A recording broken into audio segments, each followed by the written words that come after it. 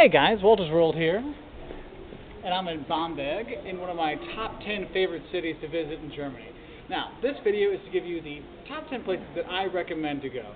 Okay, now you'll probably hear of more famous places like the Cathedral in Cologne or, the Reeperbahn in Hamburg.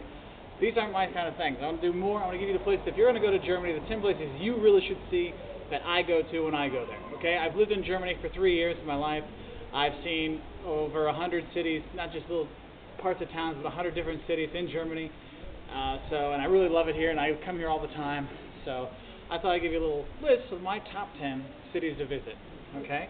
Now we're here in Bamberg, in northern Bavaria, and for me this is one of my top 10. But when you come to these aren't in any order, not like 1, 2, 3. I'm just going to give you 10 different cities. Okay. So the first one I'm going to talk about is Bamberg, where we are, and that's the cathedral's right behind us.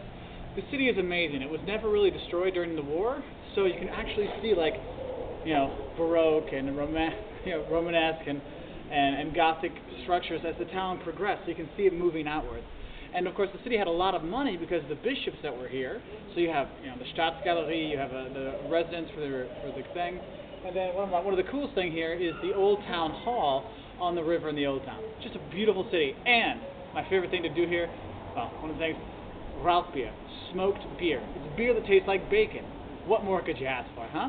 Now, the second one I want to talk about is the capital, the Hauptstadt Berlin, Berlin. I lived there for 2.5 years, and I love it. The city has everything. It has culture. There's Museum Island, where you can see Nefertiti's bust at the new museum. You can see the gates of Babylon and the Pergamon Museum. Okay, then they have amazing art galleries, all kinds of stuff. There's palaces. You can go out to Potsdam and see the palaces there. Or just in town, there's the Charlottenberg Palace. And of course, there's the history of Berlin with the Brandenburg Gate and the Berlin Wall and all these kind of things. The third thing I want to talk about, Munich. Hey guys, it's famous for a reason. People go there for a reason. It's fun. You have the Pinothek. There's a new, old, and modern Pinothek with amazing art. You have the Deutsches Museum, basically your big museum of art and science. Totally cool to go. Great for kids. You have Oktoberfest. You got all the beer. You got the beer halls. You got everything. Okay, even my son here loves it. Okay, next we have the Harz Mountains. Okay. I run. You run. Can you go run back to mom real quick? Go. Then you have the Harz Mountains, and they're my favorite city, my personal favorite place to go. The cutest town, I think, one of the cutest towns at least, in Germany is Quedlinburg. Okay, nobody goes there. Hardly anyone goes there because it's not on a fast train or anything like that. But the city is a UNESCO World Heritage Site. There's so many half-timbered houses, are called Fachwerk, that you just, everywhere you look, it's everywhere. There's a beautiful castle. The town square is great. And at Christmas time, just amazing with their Christmas markets. So Quedlinburg, you definitely have to go check that one out. Number 5, you guys, everyone thinks of Germany as beer, but they actually have good wine here too, white wine. It's called Riesling.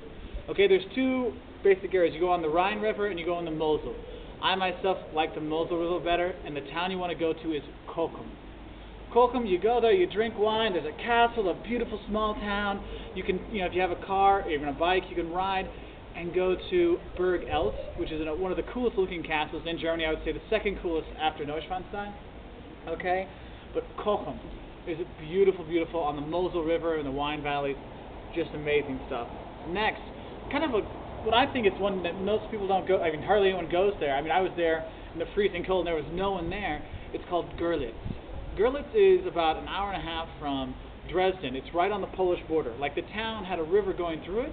After the war, they put the border between Germany and Poland went right through it. So they made it that river. So half the town became part of Poland. And now there's a footbridge you can go across into Poland. So if you want to get into Poland real quick, you can go there. Okay, but the downtown is so pretty and so nice, and it's empty.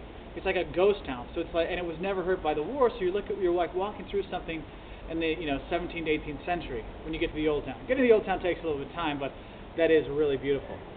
Next, if you're tired of there's history. When you're tired of history, you want to get some nature out there. You want to go to Constance on Lake Constance, or what they call here the Bodensee. And there they have all the stuff you want. If you want to go hiking, if you want to go on the beach, if you want to go swimming, they have it all. And there's amazing churches there and history. You can climb up to the towers. If you go and look at some of the Learning German videos, I think it's the accusative preposition videos, you get a view from on top of one of the churches there. It's a beautiful town, wonderful place to go. All right. Also, easy connection to Zurich. as well. So if you're in Zurich, you can stop there for a little day trip. Next, you have Rosenberg. Okay, Rosenberg is what everyone would say is the most kitsch or cheesy or whatever town in Germany, because they've totally rebuilt it. It looks exactly like it did in the medieval times, but I wouldn't say rebuilt, but it's been refurbished and everything looks exactly like it was. You can walk on the town walls. It's half-timbered houses everywhere. I mean, they got everyone dressed up in the old-time stuff, and it may seem cheesy, but it's beautiful. It's wonderful, and if you get a chance to go, you should go. Okay, it's kind of between Heidelberg and Nuremberg. Okay, if you're looking on the map. Okay. Next, Dresden. One of those. That's where the Saxon kings were. Okay, and they had a lot of money, and they have a lot of opulent structures there, and buildings, and art collection, and jewelry. The Zinger is amazing. The Green Vault. All these things are great to see. And what's cool about Dresden, the old town has been rebuilt with the castle. I mean, it was destroyed during the war, but they've rebuilt all this so it looks just like it did.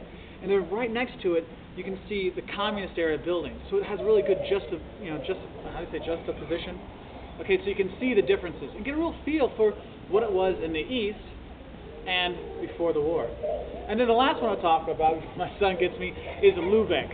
It's a small town north of Hamburg. Hey, big guy. North of Hamburg. It's got some amazing gates, and if you love marzipan, it's a town for you. It's a quaint town in northern Germany. Okay, and those are my top 10. So you got Berlin, Munich, Bamberg, Quedlinburg, Cochem, Görlitz, Constance, Rosenberg, Dresden, and Lübeck.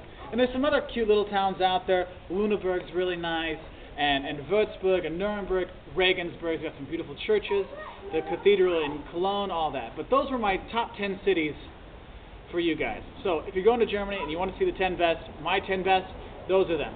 And believe me, guys, I've been to every place I can think of in Germany, and those are my favorites. So you don't think it, you think you're a difference, please comment below and give me your top 10. But those are my top 10. And I love Germany. I love all those places. So you guys have a great trip. And I'm going to go enjoy more of Bamberg and have myself some of that smoked